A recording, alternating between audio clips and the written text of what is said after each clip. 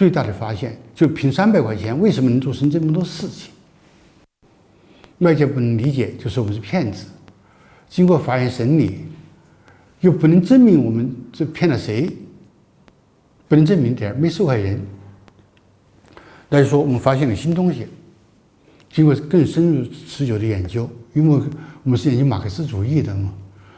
就說第一個要不但要堅持馬克思主義，而且如果不發展馬克思主義，也不能夠完美的解決這個問題。所以我們就得出個結論：我們現在這個蘭德實驗最大的發現，最大的那個成就，是發現了我們現在人類我们全世界面臨的一個就是一個生產方式500年左右產生一次變革的起點。第7點，我們現在我為什麼這次要80歲了還要在第3次創業呢？第3次創業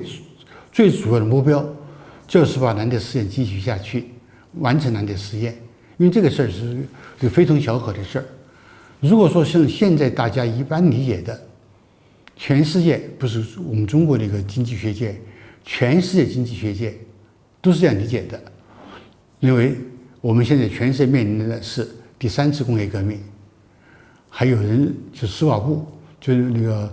世界經濟論壇那個發起人、主席施瓦布，他和一個人合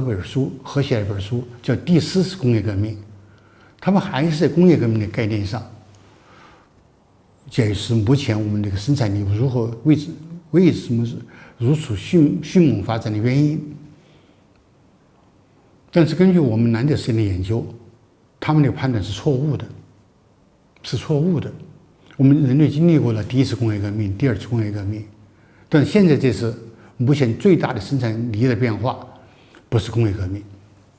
它是另外一種形式的革命。我们把定義為智慧革命、智慧經濟，要產生的是智慧革命，不是第3次工業革命，也不是第4次工業革命。這個問題是非常重要。一個定義的形成，它的內涵，如果是最頂尖的那些經濟學家、政治經濟學家做出誤判，那就會誤導全世界，至少推遲我們人類這個問題認識幾百年。如果說我們中國跟循這個誤判走，哪怕及時糾正了，也是跟循着人家後邊。但是我們蘭德實驗碰上一個，剛好這是當時的一個北京領導的英明，他看見了四川省的幾個年輕人命都不要，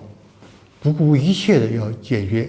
就中國經濟方向問題。我們究竟要幹什麼？要堅持馬克思主義。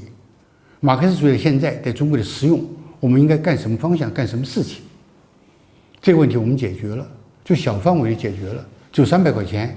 幹了這麼多事兒，這麼多事兒沒有一件是違法的，全部符合法律規定。幹事兒抓起來審查，甚至要杀我2次，要誤判死刑，結果都因為各種原因。都中央領導通過各種各樣的原因，反正沒執行，沒把槍斃到。今天我還能夠和大家見面。如果這個結論不能公布，不能夠把這個實驗繼續下去，如果說，因為在同時和我們競爭的還有美國人，美國人在大概幾年以前出了一本書，就是叫《複雜經濟學》。複雜經濟學。我得念一段話給大家聽，有個怎麼解釋？那個杭州大學社會科學院中心葉航一個教授，他對這個問題有評論。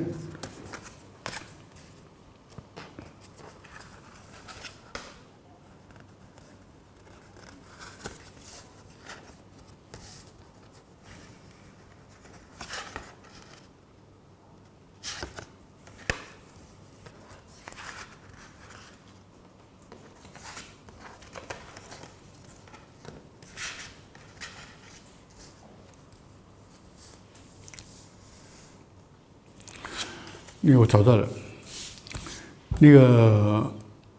这个複雜經濟學這本書呢是誰寫的呢？是一幫美國經濟學寫的，也很久都形成很久才形成的。我第二次從牢裡邊出來是1985年，就是有一個人，他提出了一個新的一種經濟形式，他們又參加了這個事兒，就是書寫這個複雜經濟學。複雜經濟學內容很多，這個事兒有中文版，大家可以找看看，找來看看。但是他这個有個評論，杭州大學那個社科中心的一個主教授叫葉航，他對這本書一個評論，我認為這個評論是最開掛性最高的，我可以念給大家聽聽。古典經濟學是人類農業文明的結晶，新古典經濟學是人類工業文明的結晶。好，後邊是對美國的評價了。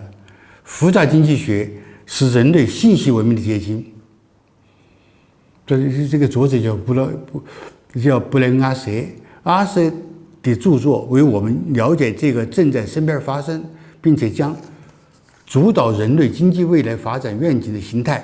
提出了一種全面的、直觀的和深刻的啟迪。這本書我看了以後，我有一種緊迫感。其實我們的研究遠遠超過他們的水平，超過了複雜經濟學的水平。複雜經濟學的他們的水平還停留在應該說只是一種感覺的身上。而我們的研究，我曾經在1997年，大概9月，在那個上海的靜安賓館，就和上海市委，他自己有賓館，招待上海市委的領導來往啊，那個服務的8樓，在那兒他們早餐在這兒吃飯。汪道涵同志，我們內容匯報完以後，我請他向中央反映，他2天以後，請我們共同的朋友王繼寬，就國家紀委的，當時他是國家紀委，他們因為都是上海那個學生地下黨學生運動的積極分子，他汪道涵啊、王繼寬都是一輩人。王繼寬，我跟王继寬的私人關係好一些，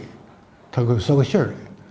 他就說了他對我當時向他介紹我們研究的這個評論，說不用他們的評論領先世界水平10年，領先國內水平20年，我就匯報的就是這一套我們發現的新情況，我們發現那種新情況，就是美國人現在還是這幫人，他們也發現了，他們現在輸了。我就擔心，如果這樣一個歷史性的機會，不是我們被中國人首先發現，不是被中國人首先宣布，並且付諸於實踐，我們又會在這個新的一輪競爭當中落後於西方人，落後於美國人，所以我有一種緊迫感。